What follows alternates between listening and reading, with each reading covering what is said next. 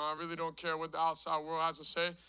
As long as, myself and my teammates were all on the same page, like I said, we're just going to keep getting better. Not only myself, but the team as well. And just keep improving. Robinson off Ridder's left hip. Desmond's going to keep it left side. He's going to follow Mac Hollins to the pylon. Touchdown, Atlanta. Inside the Nest, an Atlanta Falcons audio experience. Here is your host, Craig Green. Touchdown, Atlanta. Houston dared Atlanta to throw. Desmond Ridder was ready to go. The offense showed up. The defense bowed up. At home, they're now 3-0. Welcome inside the Nest. I'm your host, Craig Green. Let's get into it.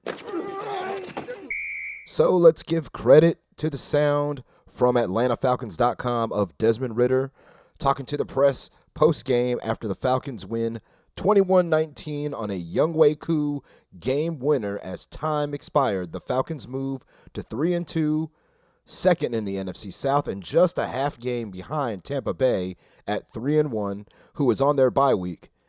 The Houston Texans fall to 2-3 and have their brief winning streak snapped. So take a look at the injuries. For the Falcons, Caleb McGarry left in the third quarter with a knee ailment. He did not return to the game, and taking his place was Storm Norton, who took over at right tackle.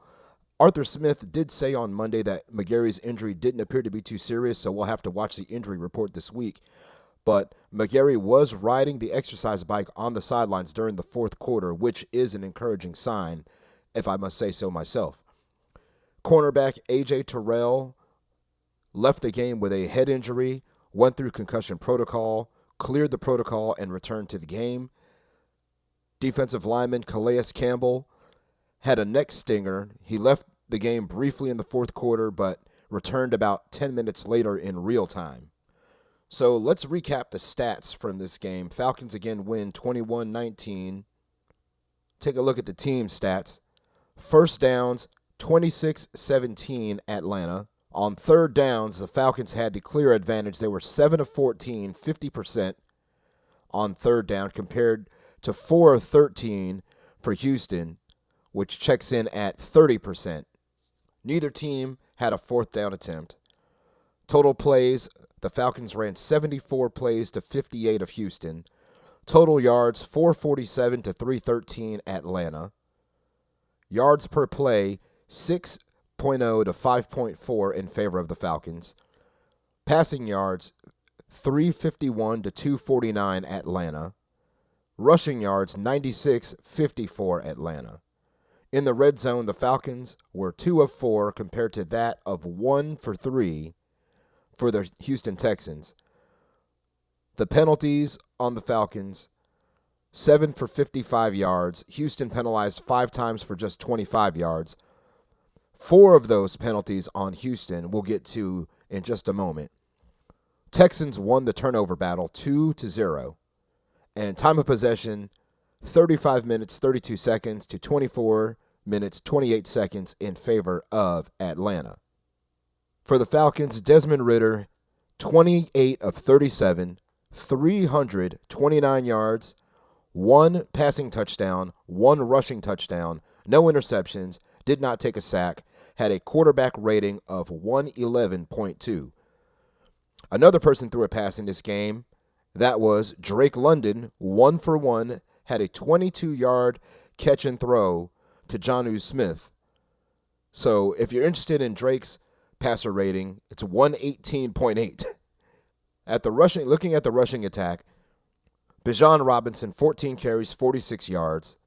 Robinson also caught 2 passes for 12 yards. So he had 58 total yards on the game with a receiving touchdown that was awfully sick. He caught it on his back hip and then held it against his hip and scampered into the end zone to put the Falcons ahead in the fourth quarter. Tyler Algier, 17 carries for 40 yards. No touchdowns, but he did catch the 2-point conversion to put the Falcons up 15-12 in the fourth. Desmond Ridder ran the ball 4 times himself for 10 yards and had a 7-yard rushing touchdown. Kadero Hodge had 1 attempt for no gain. Receiving-wise, the Falcons hit 10 different receivers, targeted 11 in this game. Technically, you could say they hit 11 if you count Algiers' 2-point conversion. Aside from that, Algier had a target, did not catch a pass. But receiving today was led by tight end Kyle Pitts, 7 catches, 87 yards on 11 targets. Drake London, 6 catches, 78 yards on 9 targets.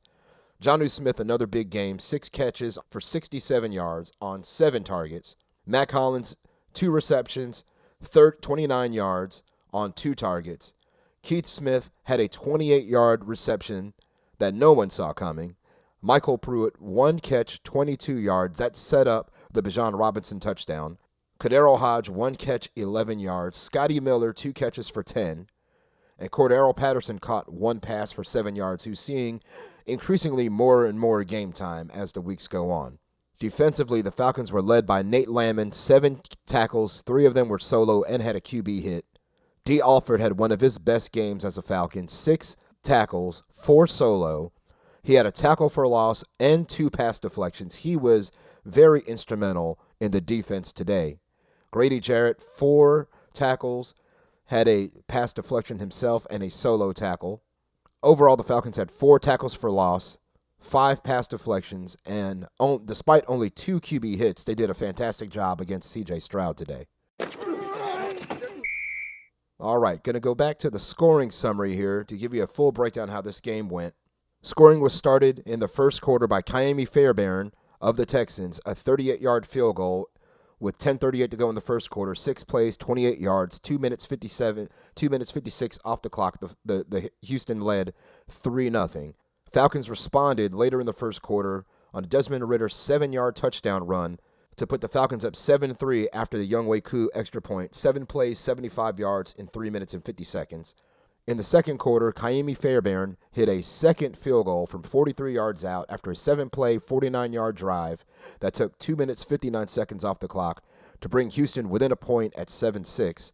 Then with 3 seconds to go before the half, Fairbairn knocked down a 28-yarder after a 10-play, 79-yard drive in a minute 42 to put Houston back in front 9-7. In the third quarter, the Falcons had 2 consecutive fumbles on 2 possessions, the first one by Bijan Robinson, the second one by Jonnu Smith, and the Texans capitalized by kicking another field goal by Fairbairn, a 42-yarder after a 4-play drive that only netted 6 yards and took a minute 19 seconds off the clock, so the Texans padded their lead to 12-7. In the fourth quarter, the Falcons owned it. With 12:12 left on the clock, Bijan Robinson caught that amazing 6-yard touchdown shovel pass from Desmond Ridder to put the Falcons up 13-12. Added to that, the 2-point conversion pass from Ridder to Tyler Algier to make it 15-12 to give the Falcons a squared-off field goal lead. A 13-play, 74-yard drive that took 6 minutes, 41 seconds off the clock. Falcons get another stop defensively and respond again with 6:57 left with Younghoe Koo knocking down a 33-yard field goal, 9-play, 59-yard drive that took 4 minutes and 15 seconds. The Falcons add to their lead. It's 18-12. With a minute 49 left in the game, the Texans march their way down the field. CJ Stroud finds Dalton Schultz with an 18-yard touchdown pass with 1:49 left on the clock after an 11-play, 75-yard drive that took 5 minutes and 8 seconds. Fairbairn's extra point put Houston up 19-18. And then on the ensuing drive, the Falcons take over with 1:49 on the clock to go and all 3 timeouts. Desmond Ridder marches the team down the field on a 10-play, 56-yard drive that takes the remainder of the clock. Younghoe Koo knocks down a 37-yard field goal as time expires. Falcons win 21-19. Everybody in the Benz is happy. All right, so now let's take a look at what was the good things that happened in this game. We got to look at the good and the bad. So the good, the obvious, Desmond Ridder. He had his best game of the young season, distributing and commanding the offense. He drew the Texans offside 4 times with hard counts. In the fourth quarter, he executed a 2-minute drill with confidence, 28 completions for 329 yards, no sacks, no turnovers. Fantastic game for Ridder. The fans and media were questioning Ridder's ability after the offense could not get going following 2 straight losses on the road. Dez, in my opinion, he took a big step in silencing the haters on Sunday. He outdueled CJ Stroud and came up big in the clutch. Also good, the defense, again, did a commendable job. They didn't register a sack or a turnover, but they did harass and frustrate CJ Stroud all game. They repeatedly chased him off his spot. They were deflecting his passes, and they played tight coverage on their receivers and their running backs. Aside from the Dalton Schultz go-ahead TD with under 2 minutes to go, they kept everything in front of them, tackled pretty darn well, I'd say. Now let's look at the bad. It's just a little bit this time. Just ball security. The Falcons lost 2 fumbles on back-to-back possessions in the third quarter. The first, we mentioned already, Bijan Robinson taking a hard shot, losing the ball. Then Jonnu Smith himself gets stripped from behind after the Falcons' defense forced a punt following Bijan's fumble. And it's pretty hard to lose the turnover battle and still win the game. But give the Falcons credit. They found a way to win despite coughing it up twice. And again, shout out to the Falcons for getting the job done despite those turnovers. Now, also, the other bad in this game was the penalties. 7 for 55. I mean, luckily they didn't have anything that was too crushing to them. They did have 1 penalty on Drew Dahlman for hitting a Houston Texan in the back that took them out of field goal range. So that did hurt a little bit, but ultimately, the Falcons got the job done. But you'd like to see them play a little cleaner football. If they can limit those turnovers and they can limit the penalties and play a lot cleaner, I think you'll see less dramatic games at the finish. All right, so let's take a quick look at the Falcons' next opponent, the Washington Commanders, with an overall record of 2-3 and 1-1 on the road. They just got smashed at home on national television last Thursday by the hapless Chicago Bears, who were previously winless. You know that head coach Ron Rivera is going to have them ready and motivated to get back on the field and get that bad taste out of their mouth. Now, the all-time series, Washington leads all-time 17 wins to 10 losses and 1 tie. The Commanders were led by Taylor Heineke in the last game against the Falcons, and they won that game 19-13 on Thanksgiving weekend last year. This year, they are led by Sam Howell, his first year as a starter from the University of North Carolina, Commanders draft pick. And of all things, I would say you need to keep your eyes on their defensive line. Jonathan Allen, Montez Sweat, Deron Payne, and, of course, Chase Young, a guy that the Falcons tried to trade up for during the NFL draft but was unsuccessful. These guys can really wreck the Falcons' game plan in a hurry, so if the Falcons are going to win, you've got to keep Ridder clean and give him a chance to throw against that defensive front.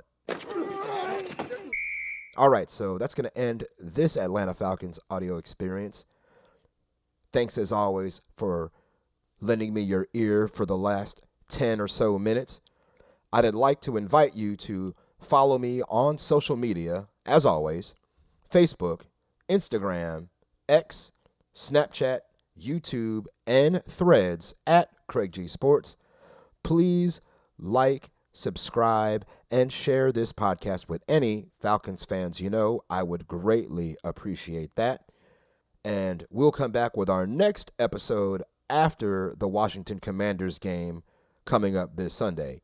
So, until the next time we see you, which is going to be after the Commanders game, Sunday or Monday, this is your guy CG saying thanks for tuning in, sayonara, and buenos noches.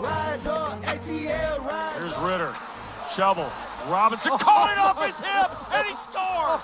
Standing with the shovel pass. Oh my, he pinned it on his back hip. Are you kidding me? Unbelievable. Pena will hold, McCullough will snap. It makes it Atlanta's 3-2. Snap, spot, flag down, kick is away. It is perfect. 21-19 the final. Younghoe Koo kicks the game winner for the Falcons, who go to 3-2 on the year. 3-0 at home. And Arthur Smith has now won 6 of his last 7 inside Mercedes-Benz Stadium.